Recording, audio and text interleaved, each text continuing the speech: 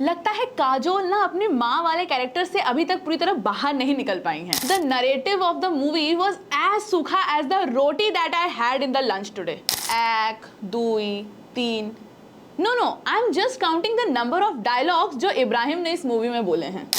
पापा मेरी जान हरदम रखना, अब हाथ ये सर पर तुम।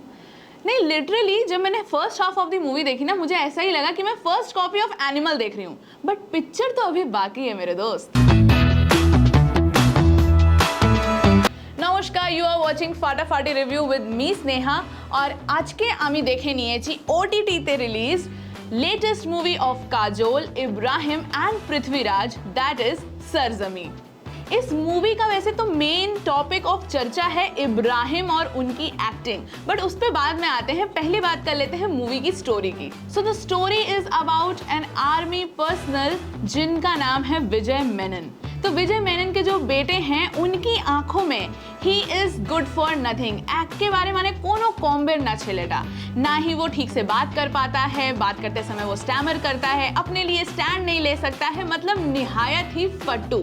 इसी वजह से विजय मेनन सबके सामने अपने बेटे को ले जाने में या उनको इंट्रोड्यूस कराने में काफ़ी शर्मिंदा होते हैं, बट काजोल हमेशा बेटे का स्टैंड लेती हैं। एंड दूसरी तरफ यही बेटा विजय मेनन को अपना हीरो, अपना आइडल मानता है और उन्हीं की तरह बनना चाहता है। जैसे जैसे स्टोरी आगे बढ़ती है, हम देखते हैं कि विजय मेनन ने एक टेररिस्ट इलाके को, मतलब वहाँ पर जाकर अटैक किया, सर्जिकल स्ट्राइक टाइप का परफॉर्म किया, एंड उसी के साथ वहाँ से 2 टेररिस्ट बरामद होते हैं। और वो जो टेररिस्ट होता है वो विजय मेनन को धमकी देता है कि अगर उन्होंने इनको और इनके भाई को नहीं छोड़ा तो वो इनके बेटे को किडनैप कर लेंगे। एंड जैसे कि हर बॉलीवुड मूवी में दिमाग का थोड़ा सा कम होना बनता है, वैसे ही इस मूवी में भी जब काजोल को पता है कि उनके जो हस्बैंड हैं वो इस तरीके के एक सिचुएशन में फंसे हुए हैं, वहां पर इनको सचेत रहना चाहिए, लेकिन ऐसा नहीं होता है। वो बेटे को एक शादी में लेकर जाती हैं और वहां पर नाचने गाने में इतनी ज्यादा इन्वॉल्व हो जाती हैं कि उनका बेटा पीछे से गायब हो जाता है और उनको पता भी नहीं चलता। अब विजय मेनन, जिनके लिए सरजमी की रखवाली ज्यादा इंपॉर्टेंट है rather than thinking of about his family and about his son, वो अपने बेटे को छोड़कर सरजमी के बारे में सोचते हैं एंड दोनों टेररिस्ट पर अटैक कर देते हैं। विजय मेनन का जो बेटा है, which is now Ibrahim Ali Khan, वो इन टेररिस्ट के साथ ही बड़ा होता है एंड 8 साल बाद वो फाइनली विजय मेनन को मिल जाते हैं। बट क्या अब इब्राहिम अली खान अपने पापा को एक हीरो समझते हैं जैसे वो मूवी के स्टार्टिंग में समझते थे, या फिर अब वो एक नेगेटिव किरदार बन गए हैं? ये तो आपको मूवी देखकर पता चलेगा। এখন चलो कथा बोले नहीं, मूवी ते सब कास्टेर एक्टिंगेर। तो सबसे पहले आ जाते हैं काजोल पर। काजोल ने अपना, जैसे वो हर मूवी में एक्ट करती हैं अच्छे से, she is a very fine actor, तो वो चीज़ इसमें भी अच्छे से दिखती है। विजय मेनन का कैरेक्टर प्ले करते हैं पृथ्वीराज, जिन्होंने काफ़ी अच्छी तरीके से हिंदी बोला है, जबकि वो साउथ इंडस्ट्री के एक्टर हैं, एंड उन्होंने बहुत ही अच्छी तरीके से अपना रोल अदा किया है। He is very fierce, he looks brave, and as a army personnel he is looking fabulous on screen. And finally आ जाते हैं इब्राहिम अली खान पर। तो अगर मैं नादानिया की परफॉर्मेंस से उनकी आज की परफॉर्मेंस को कंपेयर करूं तो उन्होंने काफ़ी काम तो किया है, लेकिन अभी भी उनको अच्छी खासी गाइडेंस की ज़रूरत है।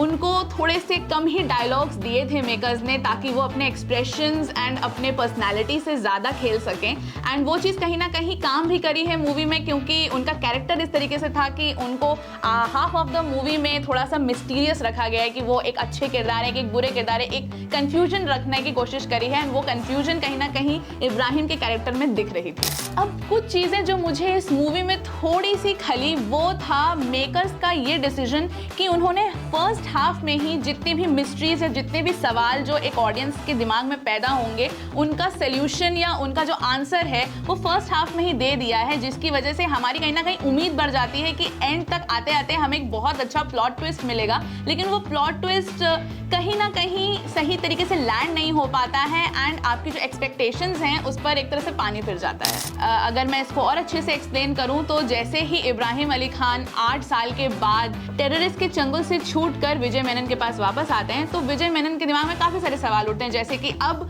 इब्राहिम स्टैमर नहीं करता, अब उसकी पर्सनैलिटी उतनी ज़्यादा डरपोक किस्म की नहीं है, he is a very upfront person. वो काफ़ी फिजिकल तरीके से भी काफ़ी स्ट्रांग हो चुके हैं। तो कहीं ना कहीं ये सारी चीज़ें जो एंड तक रिवील हो सकती थी और जो चीज़ें हमारे दिमाग में क्वेश्चन करती हैं कि एक चीज़ जो मुझे थोड़ी सी इस मूवी में वीक लगी, बावजूद कि मूवी का स्टोरी काफ़ी ज़्यादा अच्छा है और काफ़ी एंडिंग भी इसकी काफ़ी ज़्यादा मतलब आपने एक्सपेक्ट नहीं की होगी, अनएक्सपेक्टेड एंडिंग है।